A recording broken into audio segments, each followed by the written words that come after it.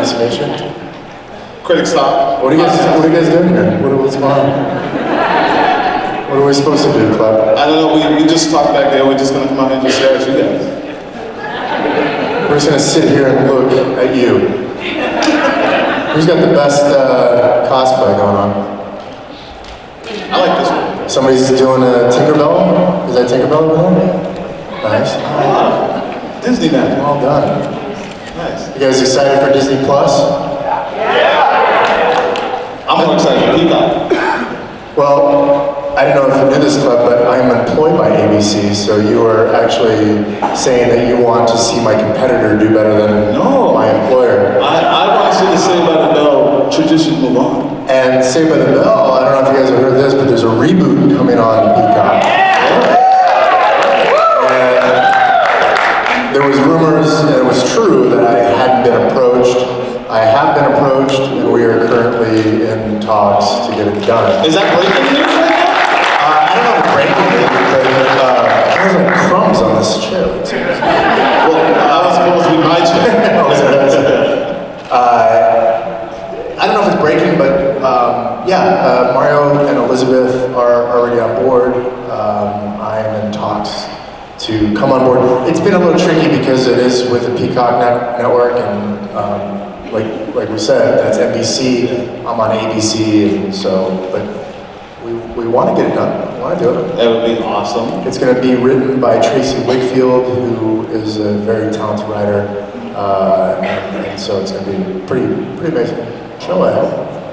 So, is there any details on what they'd say that your character's going to do, or do you have? No, the only thing I heard was what was in the trades, where Zach Morris is now the governor of California. And, not a far stretch. We had Arnold Schwarzenegger. So. I mean, you scored well on SATs. Yeah, what was it? Who knows the number? 1600. 1600? 60? No. Real fan. 1602. 1502. Got it. 1502. It's not far-fetched. Listen, people ask me all the time, they're like, do you remember this episode? I don't even know what I did last week on Mixed. I don't know what I did. Actually, yesterday, I just finished filming. I don't know that dialogue, and I don't remember the scenario, the scene.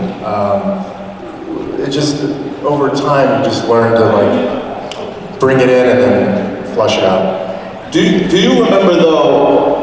Do you remember the moment it hit you, the realization that all of us were just obsessed? Yeah, but it was, that obsession started, I'm sure there's some OG fans that said, no, I watched it, in the 80s, and when it first came out. Yeah. There's a few of us. We don't want to give our age away.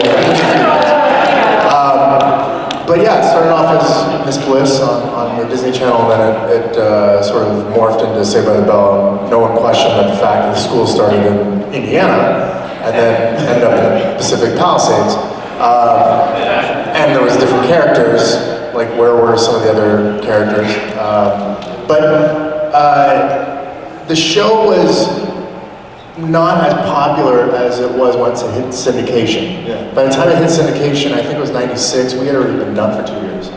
And so we were all off trying to jumpstart another career, young adulthood careers.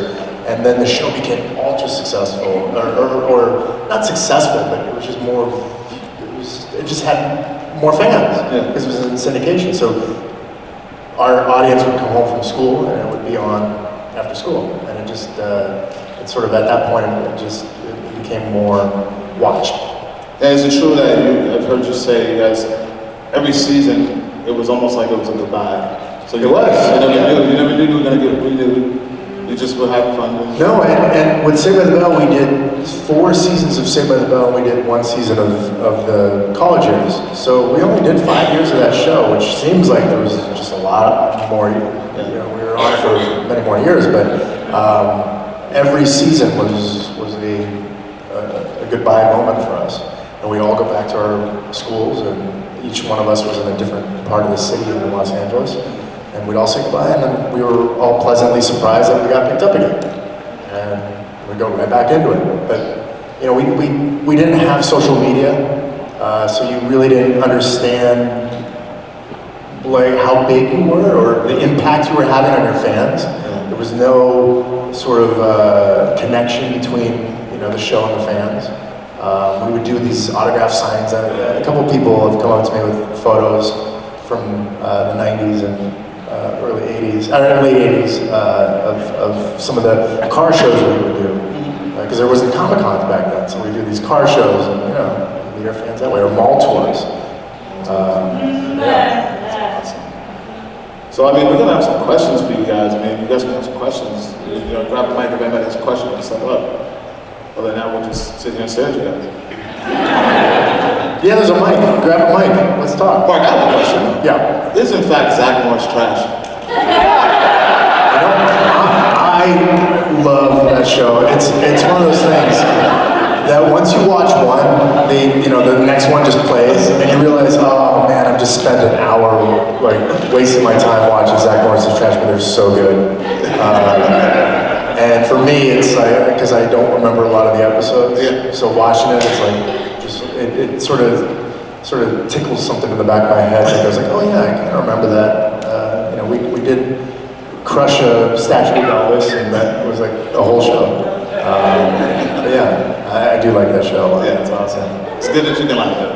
Well, I mean, it's so brilliant. The guy who produces that and writes it my hat goes off to him. I mean, not now, because I don't want to show you my hair. I'm a longtime fan. Enjoyed all your movies, and especially Saved by the Bell and all that. So is it a bit surreal this year to play a sitcom TV dad after being a sitcom TV kid? I guess if I jump from one to another, but there's, I don't want to say how long it's been since Saved by the Bell, but it's been quite a few years, and I've been playing sort of my age the last few roles that I've had. I played a father in 2015 on an NBC sitcom, and then last year on The Passage, I sort of played a surrogate father of the little girl. So yeah, I'm starting to play my age, which is kind of cool. I'm no longer playing a college kid which is harder for me to do actually. Like now, I have in real life I have 4 kids, so being a father kind of comes a little naturally. Still struggling at times. Thank you. Hi. Just a quick question. I'm not familiar with your history, but have you ever considered writing your own series or producing your own series? Considered writing your own series? No. I've had ideas. Actually, Breckin Meyer, who played Franklin on Franklin and Bash, he and I actually worked on a project together. He's a writer, actually, on Franklin and Bash. He wrote one of the episodes, and I directed one of the episodes. But him and I, we wrote a show that was actually picked up by ABC a few years ago. It never went to pilot. But we have other projects sort of that we're working on. But I'm not a writer, so that's sort of my shortfall. Get someone else to do it for you. That's basically what I do. I like have an idea and I go, you know what, go ahead and write it. But I do like working with Breckin. And currently I have 2 projects right now that are sitting over at 20th. One is a drama, one is a comedy. But none of them are for me to star in. I just want to produce and bring these talented people that I'm working with for you guys to enjoy. Awesome. Thank you. Yeah. Yeah, what's up? I just want to address the elephant in the room. Do you know if Jessie is still hooked on caffeine pills? 2, what did she get on that geometry test? Because What was the second question? What did she get on the geometry test that she was cramming for? That I can't help you with. The first question, though, she has moved on from caffeine pills. I think there's actually stronger things than caffeine pills. Not that she's on them. I'm just saying it's funny that on Saved by the Bell, She hanging out with Johnny Dakota? Yeah, that was. Oh yeah. Johnny Dakota was. I know this because on Twitter that Johnny stole Kelly from Zach. I know Johnny was the Say No to Dope the Dope episode. So he was the guy that got... Wait, which one was Johnny Dakota? He was the celebrity who came to the school and then they found out that he was smoking pot or something like that. Oh, yeah, okay. Were you there? Not really. I promise you I wasn't smoking dope at that time. But no, the funny thing was when we were filming that, the episode with the caffeine pills, those were actually Red Hots. They were like these little things. And so we were eating them all, in between takes, we were like eating these Red Hots. It is interesting to look back and go like, we made a whole show based on caffeine pills. Like, overdosing on caffeine pills. Like nowadays you drink a Monster or a Red Bull. It's like, there's more caffeine in that than there is in caffeine pills. It's like, if we made an episode where, hey, Jesse, stay away from the Monster energy. You're gonna blow it. But I'm so excited. That was like sort of the greatness of the show is, that we made things in earnest, but it was I don't know, it was like this innocence about it that it resonated with the audience back then. Thanks, brother. Yes? I gotta admit, I watched you all through junior high and high school, so that shows how old I am too. And so I was wondering, you heard the stories about like Dustin Diamond, of how tough he was to work with and everything, when you guys were doing Saved by the Bell. Do you think he would come back and do the new show? I think so. There's talks of us, we never know who's going to be at the Comic-Cons and stuff, but there was talks of us doing Comic-Cons together. But he wasn't difficult to work with. I mean, that's all, I think that's sort of been made up. The one thing with Dustin and us is that we were all the same age. So at any given point, 15, 16, within a year of each other, Zach, Kelly, Slater, and Zach. But Dustin was 3 years younger than us. And everyone knows that, if you were a senior in high school, you didn't really hang out with the freshmen. And that's sort of where he always fit. And it wasn't really being difficult. He was just younger than us and was sort of like left out.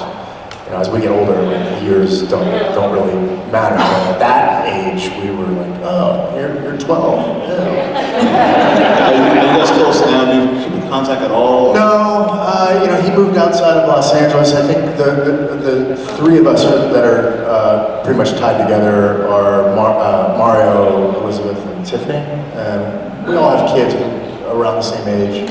And we have gotten together for dinners and things like that. So, yeah, we're still friends. Everyone keeps in touch. Thanks. This is kind of a bizarre question, but by any chance, do you ship Screech and Lisa? Say again? Do you ship Screech with Lisa? Do I ship Oh, do you see them in a relationship? Screech and Lisa? Yeah. Sure. Do you? Yes. Did I pick the right answer? Yes. Good. Yeah, sure. Why not, right? They seem like a fun, good couple. I believe Squeeze sealed a kiss once. Did they kiss? Yeah, once. When you guys went away somewhere. Did I ever kiss Screech? Probably. I'm not gonna say about it, I was like, I lived it. I think I kissed pretty much Yeah. all of them, except for Slater. Yeah. Terrible. Thank Terrible. you. Hey, you welcome. Next I know you talked a little bit about social media before, about having that immediate feedback. How do you think, if the show was based like now, that would like play into the show? And also, what's the most proud moment of your career? Most proud moment of my career, and I'll work back to the social media. Most proud moment of my career. I don't know. I don't ever look at my career and go like, I'm done, or wow, I've hit a goal, or a sort of mark. I guess if I looked at my career looking back now, I would just say that I'm proud of still being in the game at this this age, I guess. You're not out of pasture or anything. No. I've been in it. I've been in it for over 30 years, and so looking back on that, I got my SAG card when I was in 1984. I was 10 years old. So to look back and say, oh, you know, I'm still actively working on roles that I want to work on, and being creative and producing things that I want to produce, I think that would be probably what I'm most proud of. I hope that I'm in this business for another 30 or 40 years. Well, we're all going to support you. So. Thank you, I appreciate it, thank you. And then the first question? Social media being social in the media. show. I don't know. There was such a great innocence about us when we were filming Saved by the Bell. You know, I looked at when you guys remember when like Justin Bieber egged his neighbor's house, and on social media, you know, I was like, oh my God, Justin Bieber egged his neighbor's house. It's like, yeah, that's what 17-year-olds do. You know, I mean, I'm not saying that I did it. I'm not saying I didn't do it, but I just think that there's such everyone has an opinion, and I think people get judged way too quickly on social media at times. It was more of like, what do you think it would be if it was within the show? Because you had that big phone which set you apart from everybody else. So everybody had social media and a cell phone. I mean, you had the time-stopping power, which did they ever explain? No. Maybe in the reboot we'll explain what that was. It was all a dream in Zach's head. But no, I don't know. It would have been a completely different show if we sort of did it now. I don't know. Maybe that's what the new reboot's gonna be. We'll see. But remember at the time, like we were the clean, wholesome show, and 90210 was like the edgier show. But I remember growing up going, God, I wish I could be on 90210. You know, they're doing all those edgy stories, and we're doing stories about caffeine pills. Yeah, we had Tori Spelling. Tori Spelling played Screech's girlfriend. See, I know this. And then Tiffany went that way. And then Tiffany went that way, that's right. Oh my God, Ryan Reynolds. He was here first, but we're coming right back to it. Go for it. Thank you. I don't know if you want to mess with him, but it's kind of telling you about. Hi, Mark. So Funny or Not, the website does a Zach Morris's trash. I've never seen or heard of. They do like a kind of funny, like take the bits from Saved by the Bell and kind of show that how selfish at points Zach was, and it was all for him. And that's kind of, what are your thoughts, and have you seen it or heard of it? Or? Yes, I'm a big advocate for it on YouTube, and written by the guys that do Funny or Die, or some of them. But it's an awesome. I think it's an awesome companion if you're a fan of Saved by the Bell. Yeah, it's great. Cool. You're up, buddy. So one fourth wall breaker to another. Did it come? Was that your idea, or did they bring that to you? And how far were you able to go with that? Say again? The fourth. It's kind of hard to speak when you have a thing on your mouth. Fourth wall. Fourth wall. When you were, was that your idea to break? No, that wasn't. And actually, when we did Miss Bliss, you know, Zach Morris on Miss Bliss didn't break the fourth wall. And then, so Miss Bliss goes away. They decide that show didn't work, and then they came up with Saved by the Bell. And I read that script, and I was a huge Ferris Bueller fan. Like, that was my youth growing up. Ferris Bueller, Matthew Broderick's character, broke the fourth wall. And Saved by the Bell opens up with Zach Morris speaking directly to the audience. And I thought, this is cool. I loved that character. And that was one of the big sort of elements that sort of get me on board with Saved by the Bell. Also one of the most nerve-wracking, most anxiety-filled moments of my young career, because I opened the show of Saved by the Bell. There's a studio audience, and I'm talking to them at, I think I was 13 or 14. Not fun, but. I was going to say, at that age, at 13, like, I know you're playing a character, but were you that confident? Because the coolest thing about Zach is that he was just confident about any situation. No, I wasn't that kid. Like, I played a character. A lot of, you know, that wasn't, this is going to shock you guys, or at least some of you guys, but that wasn't my real hair color. That is not a color that you can put on a driver's license. You know, it's like platinum is not a color, believe it or not. But that hair color was I did what a lot of kids did in the 90s, and you dyed your hair a certain color, and they liked it for that character. But Zach Morris was something that I would notice in my schools, and I thought, oh, those are the cool kids, right? Those are I wasn't that guy though. And to play that, I just sort of magnified that character. But that was definitely not me. And when we would wrap the show after a year, and I'd go back to school, I just sort of fit in with everyone else. I'd go back to my brown hair, and no one would know that I was, that blonde-headed kid on Saved by the Bell. Thank you very much for your time. Appreciate it. Thank you. Next, Captain. Hi, Mark. Building on what you were actually just saying, how were you or your coworkers able to deal with celebrity at such a young age? Again, I don't think we knew that we were celebrities at that age. The only barometer we had, like I said, was going to these mall tours or car shows, but we really didn't. We all went back. Like Mario grew up in a town in San Diego, and Tiffany was, I think, in Long Beach at the time, and we would all just go back to our schools, and we would just go back to our friends, and being a child actor at that time wasn't what it is now,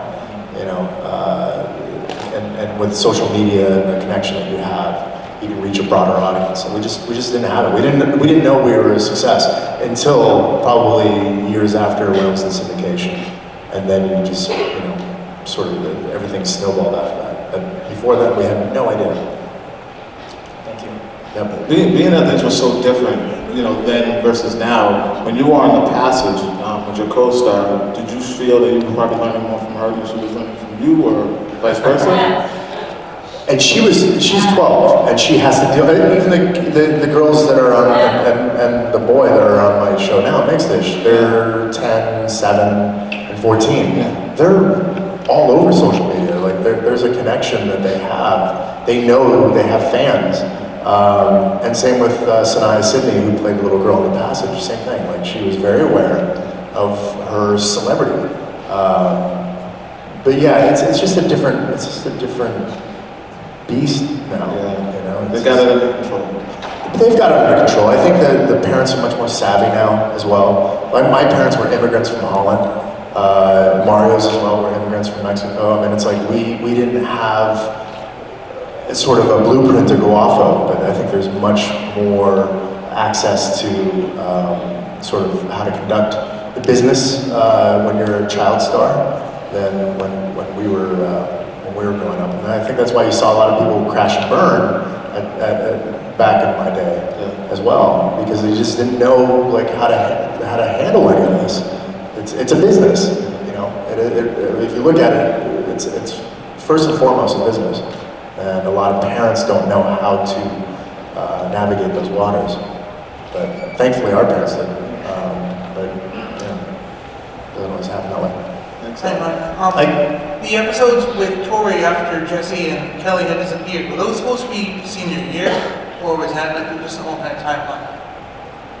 You're asking a guy who doesn't even know, like, even the first year of setting up. But yeah, that Tori stuff is confusing even to me. I think it was confusing us even as we were filming it. Like, wait, what? Where did Jesse and Kelly go? She comes back for the wedding. Yeah, the guy who does Zach Morris's Trash, he actually wrote a script. I'm sure you can find this on the internet somewhere, but he wrote a script that sort of explains that, or doesn't explain it, but it makes light of that situation when Tori all of a sudden came on. But yeah, that was a weird moment, I think, in Saved by the Bell. But thank you. Yeah. Hi. Hello. So following up with Zach Morris's Trash and how the show points out how much of a real asshole Zach Morris can be, and I watch it. Did you ever realize when you were playing the character how much of a jerk he was? No. No. Which is like, what were we thinking kind of thing, right? I mean, there's so many things that we did that we never questioned.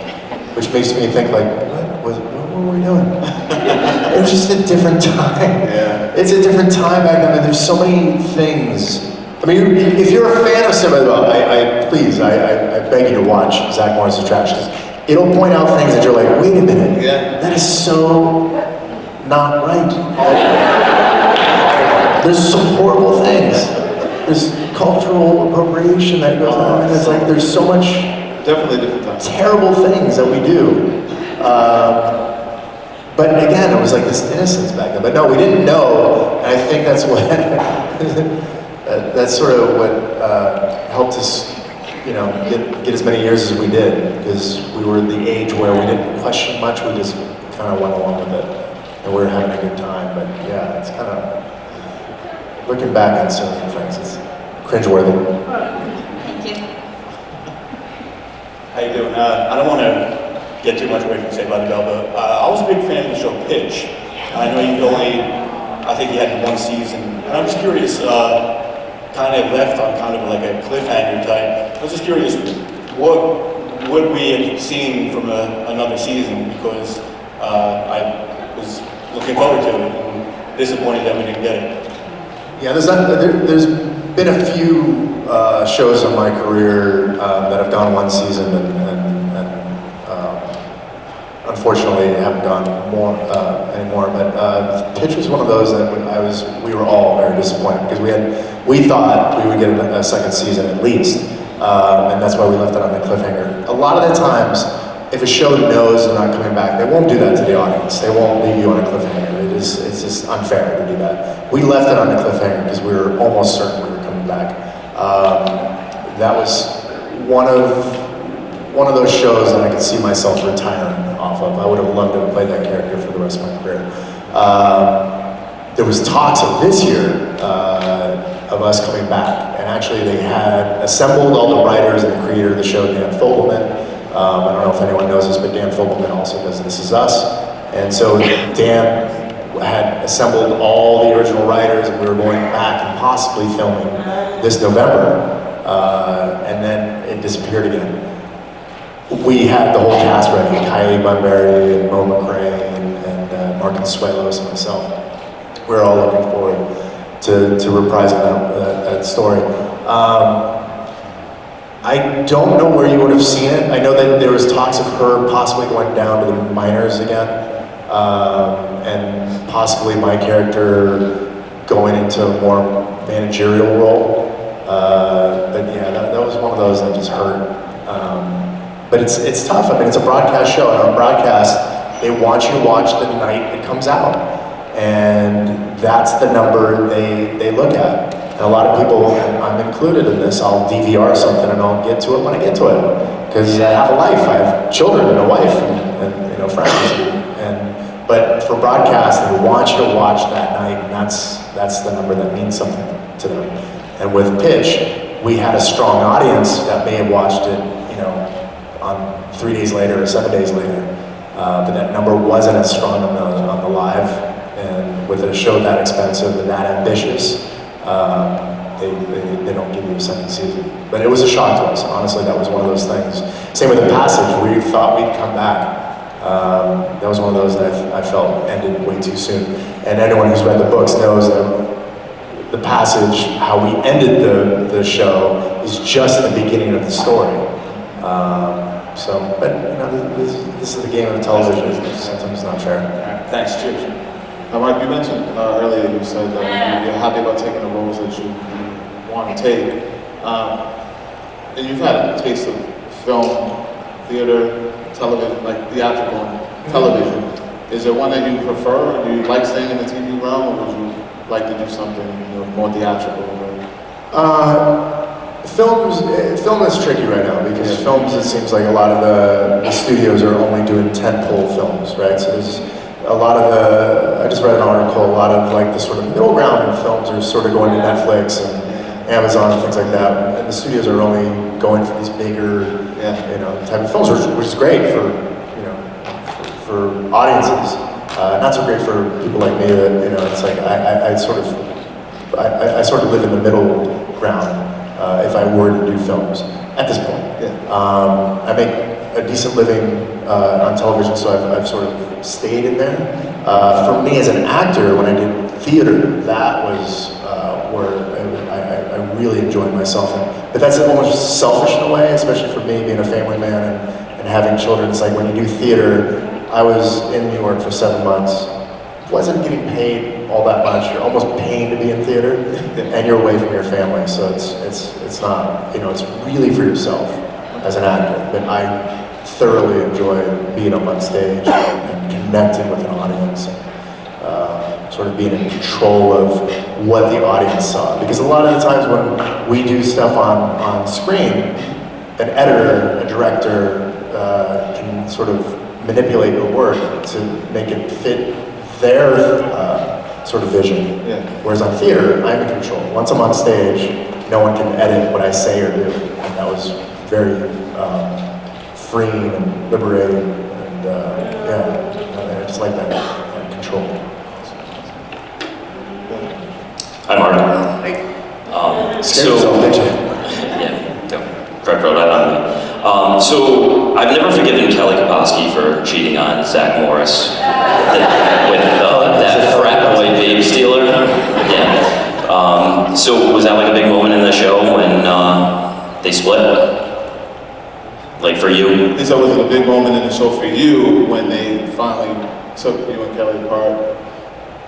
It's funny because we all at some point were lightly dating each other, right? Like it just was because you're sort of it's a universe we created. We were away from school, we were away from our friends a lot of the time, and so you're working opposite very attractive women, and it's sort of hard not to have light dating going on. And so at times that would turn into, oh my God, I can't stand you.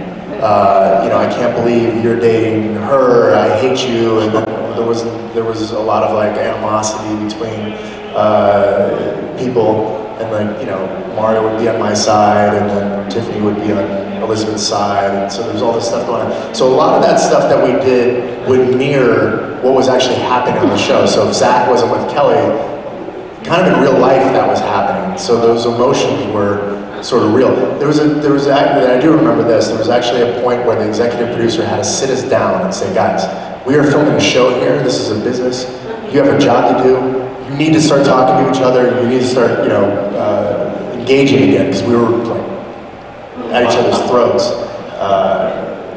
Drama when you're 16, just as the world turns, kind of stuff. Well, if Zach Morris was trash, Kelly Kapowski was bigger trash.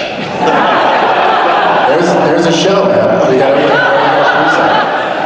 Thank you. I don't know about that title, but Not today. we'll work on the title. I like the content. So I was listening to what you said about theater. Any chance that you do any short films? Have you done anything? Because now with Prime and Netflix and people's attention span, there's a big market for that. Are you sticking just with TV, or are you interested in doing shorts? No, I'd love to do short. I actually like to direct a short. I did a little bit of directing, but it's sort of hard to fit it in, especially the shows that I've been doing with. It kind of started. I was directing right before pitch, and then when pitch hit, it was a lot of my time and effort went into pitch, and then 2 years of my life went into the passage, so I didn't have an opportunity to direct as much as I'd like to. I'd like to direct a short, to give you that answer. Also, I'd like to do a reboot of Franklin and Bash and do these 2-hour movies for streaming, because I think there's a market for that. But yeah, I'd love to do a short. Yeah, I actually direct shorts, and I directed one with Dustin Diamond.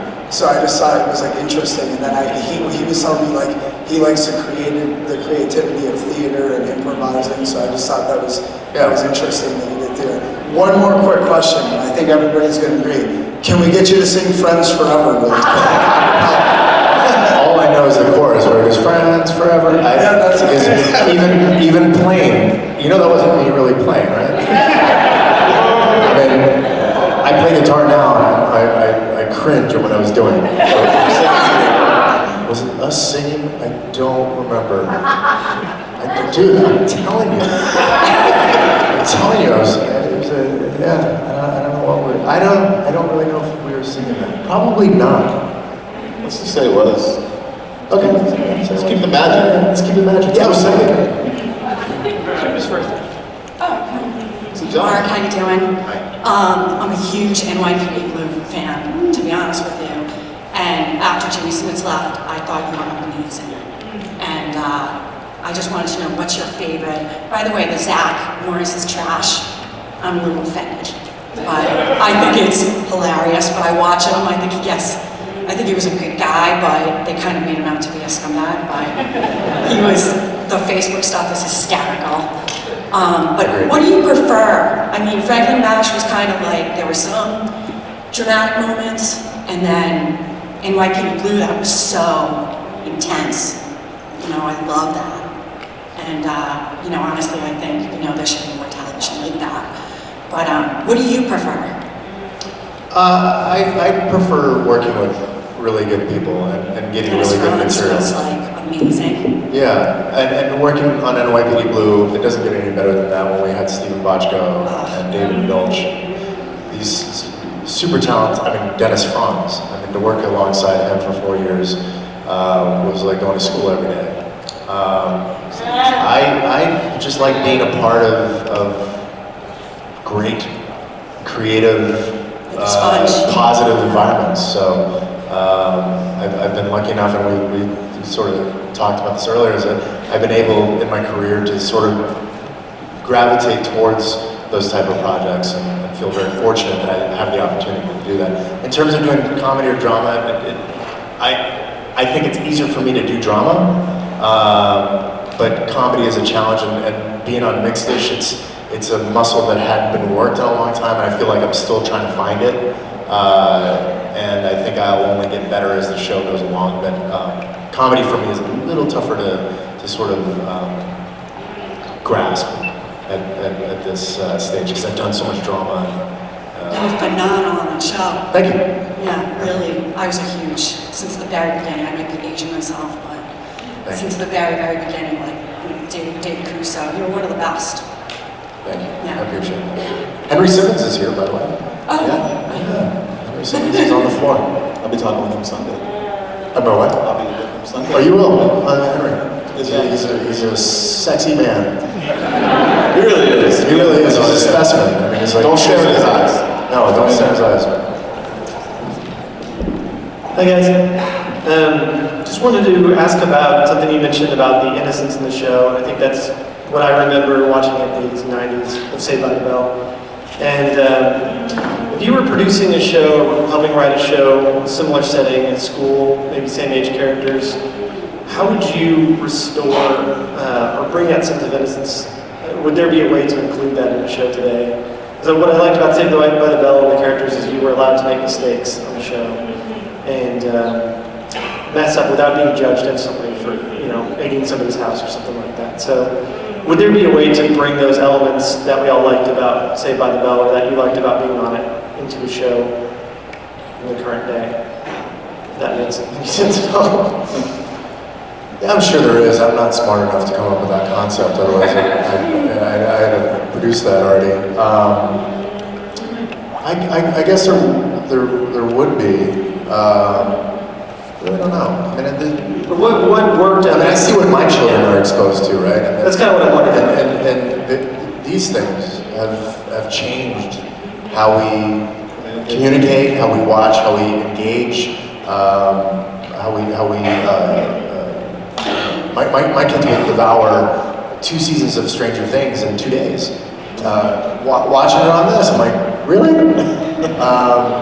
And I sound like an old man saying that, but it's just a different beast. I'm interested to see what we do with this reboot. I mean, I think that I don't know if Tracy Whitfield is going to sort of embrace this sort of innocence, or if she's going to embrace sort of the current environment with I feel kids, teens being much more savvy than I was at that age. They just have much more information at their discretion. So I don't know. I think that's why there's still an audience that gravitates towards Saved by the Bell, because it is such a wholesome vehicle. And it's interesting you mentioned Stranger Things too, because they kind of got around that by setting it, 30 or 40 years in the past, to where phones didn't exist in that way. So I'd like to see somebody take on that challenge. So excited for the reboot, and thanks for being here. Yeah, it'll be on Peacock, so it should be interesting. All right, we're almost coming to a close, but we got time for a few more questions. Hi, how's it going? I'm just curious. Cool shirt. Thank you. I'm ready for our photo op after this, so I'm excited. I'm just curious, is there a chance that the Zack Attack will have a reunion tour? Who's part of Zack Attack? I know I was, but who else was part of it? The whole squad. Was it? Yep. Except Tori. So probably no. That'd be kind of fun to do, right? That'd be fun to do like these, like a small arena tour.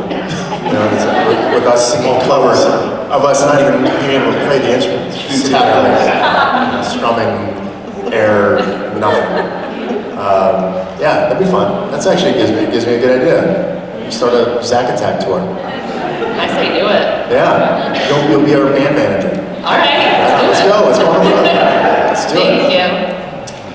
So I guess we're all done. I have the last question. Yes. This is a very, very important question. I'm sure they're gonna all agree with me. Who won between Zach and Slater? In the fight? In the fight. I consider that a draw. Slater should have won. And yeah, he should have won. Mario at that time had more muscles than my dad. I mean, he's actually the one that got me to understand that you could build muscle and work out. Like he's the one that, wait, if you lift a weight, you'll get muscles like that? And he was a state champion wrestler. I don't know if he was an actual state champion in his weight class in wrestling. So his move where he's throws me, that was legit. Like he was a legit wrestler. Yeah, so he should have won, but it was a draw. Does he say the same thing? I don't care what he says. Yeah, we've done Comic-Cons and people have actually brought that up. And funny thing is now Mario and I are both into jiu-jitsu, and we've actually trained together and rolled, which is what we call it. But we've actually fought in real life. Awesome. Guys, Paul Gosselaar.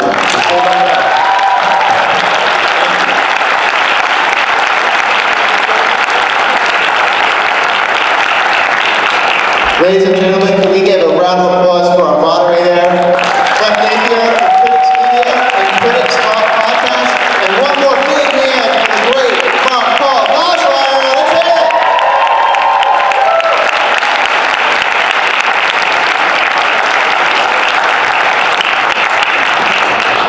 That's Thank you, guys.